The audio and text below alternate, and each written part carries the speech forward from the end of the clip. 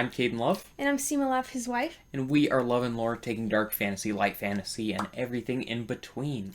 And I have finished the second book in the First Law trilogy by Abercrombie, and this is a check-in.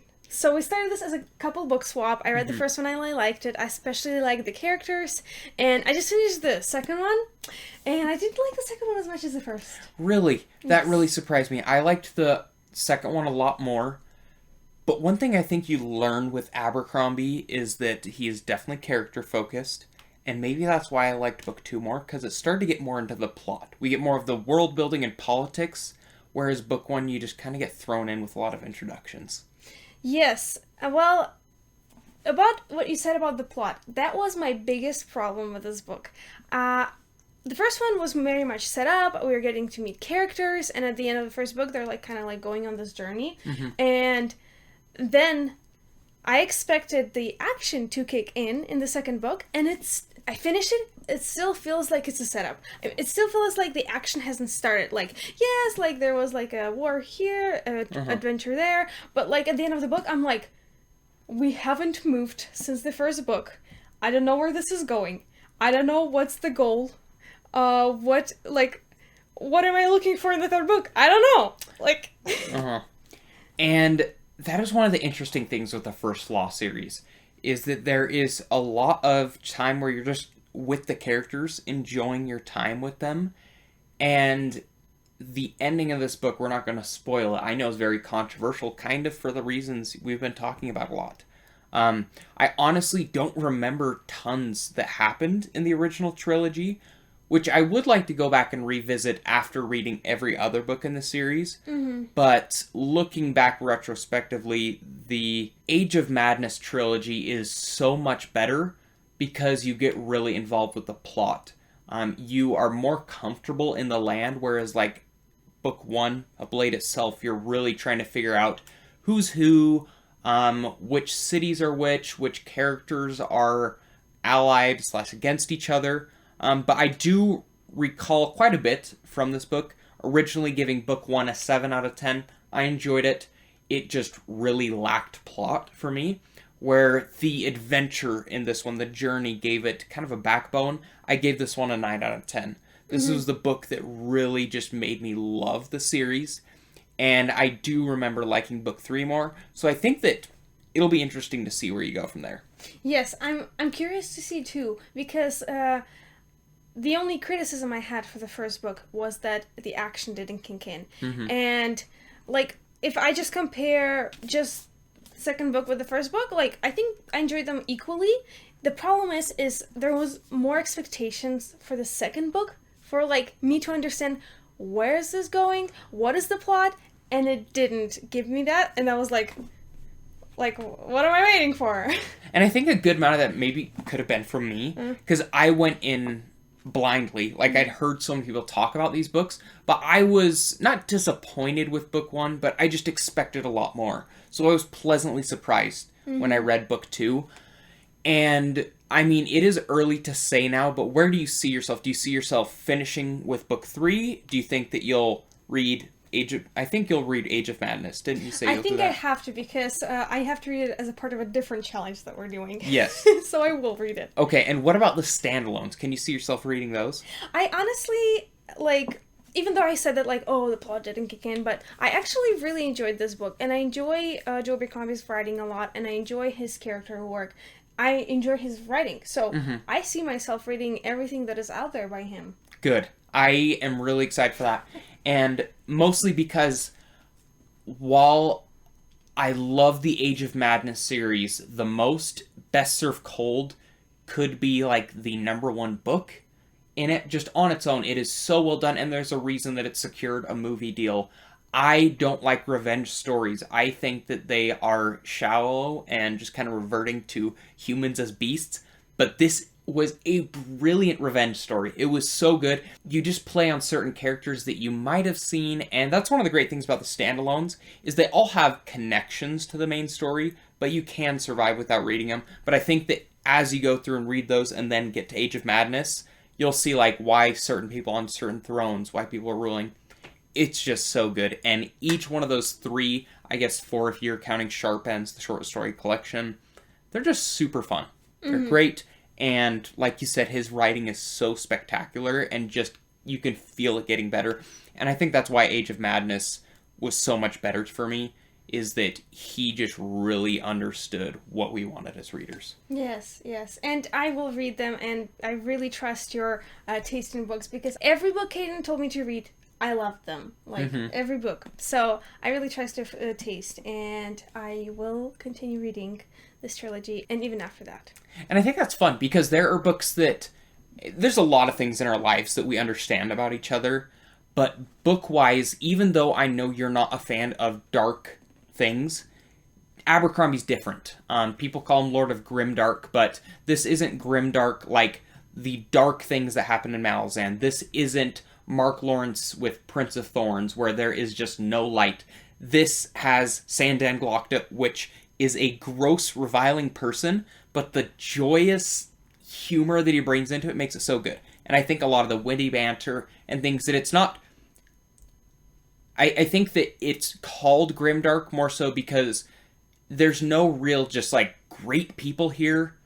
Everybody's flawed, and it is the definition of that morally gray that people like. Okay, I do want to address something in this book, which is how he shows lovemaking, which was really interesting for me to read, and I was like, because the way he shows it is very not romanticized, not glorified. It's very like, like it's humans are animals, kind of thing. And at first, I didn't know what to think about it. My opinion is that I don't think it was bad to show it in this slide, because it's at least more realistic than some of the like dirty YA books for girls out there. And I would rather see that than this romanticized version that sometimes glorifies violence and stuff like that. But it did make me feel kind of weird when I was listening to an audiobook, and I was listening to it, and I was like, oh, okay. One of the fun things that I think... So I did a good chunk of this series on audiobook as well. I did Sharp Ends, the short story collection, on audiobook. And at the end of it, you'll listen to an interview between Joe Abercrombie and Stephen Pacey, the narrator. Brilliant, brilliant actor of a narrator. And he actually talks about some of these, like the weird grunting noises that he makes. And I think it is a lot of that. I think both of us generally like to avoid books that have a lot of that content in it. There have been plenty of books that I've DNF'd for that reason. But like you're saying in here, this isn't smut. This isn't a reason to pull you in. It is just something he's adding to the world. And particular scenes in here, from what I remember, a lot of it's with Logan Ninefingers, isn't it? There are several characters, yeah. Yes, but just you look at these barbaric characters, they're not in comfortable circumstances, and it adds an interesting nature to the world. I think we talked about it. This book didn't have too much, but I think that every single book has a scene of someone urinating. I don't remember a single scene from this book. Okay, probably not in there, but it's so often, and I actually had Joe Abercrombie reply to one of my tweets where I mentioned this there. I didn't even at him. I thought it was really funny, and even in The Devils, his book that comes out in May, there is a scene of that. So yeah, it's just an interesting thing there. These books are definitely adult.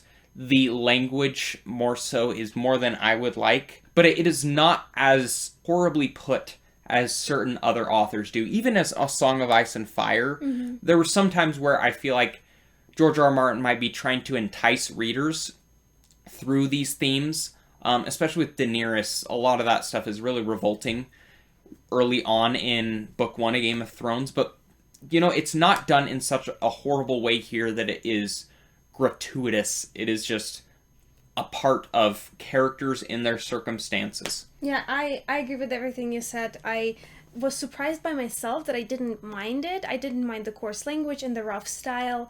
I thought it just communicated the vibe of the world, the book. Even though it had some rough stuff, it didn't glorify or romanticize that stuff. So I was fine with it, which is surprising. Okay, and before we end, I did want to say that even though I say that I love the characters and they're written so well, I think it's a lot of them. And For some reason, just like a specific group of characters, which is the Dogman and his crew. I still don't know the names of the other people in the crew. I couldn't care less about what happens to them. I don't like every time I read chapters like from their point of view, I'm kind of getting bored, and I don't know why. Like I'm just like not connecting with that POV, and Well, and you have to look at. I think it's one of those things that you piece back later on when you realize early on there will be mentionings of the Dogman and Root Three Trees, and you have to kind of look back and be like, oh, this person was mentioned earlier. Oh, they were this person. Book 1, A Blade Itself, if you haven't read it, starts off with Logan falling off a cliff, and you realize that he fell away from his group that was the Dogman, and these characters you realized before. I had to go back and look at that and be like, okay, so this is who those people are. Yeah, there's a little bit of obscurity there, but setting that aside, who were your favorite characters? I did really love Giselle's. I never know what to call him, Giselle or Luther. I really liked his character development, especially in the end of the second book when he comes home and he realizes how different he is, and people around him realize how different he is. That was so cool to read, because in the beginning of the first book, he's kind of this snotty rich boy, and you're like, oh, I just wish you were a better person, and he is a better person at the end of the second book, which I loved. And I love that about this book is that we have these really different characters that accompany each other on a journey, and you get to see the chemistry going between them. Even though some of them might be a little tropey, like Logan being a barbarian, there's so much more to him than that. Okay, well, we are really excited to see where Seema gets with this series, and I think we'll follow along. I'm really interested in seeing how she sees the whole series in the end, and at some point, both of us really want to read Abercrombie's Shattered Sea series, which is his YA series completely unconnected as far as I know. I don't know anything about it, really, and I just love Abercrombie's writing, and I can speak to that as well with The Devils, which comes out in May. I had the opportunity to read it this year. Such a fun book, and I'm really excited to see where he goes, even though deep down I do hope we see more of the world of the First Law in the future. Okay, well, this is it, guys. Let us know, have you read before there, Hank? What did you think? And stick around to see my review of the final book in the trilogy that I will finish probably in the beginning of 2025. And thank you for watching!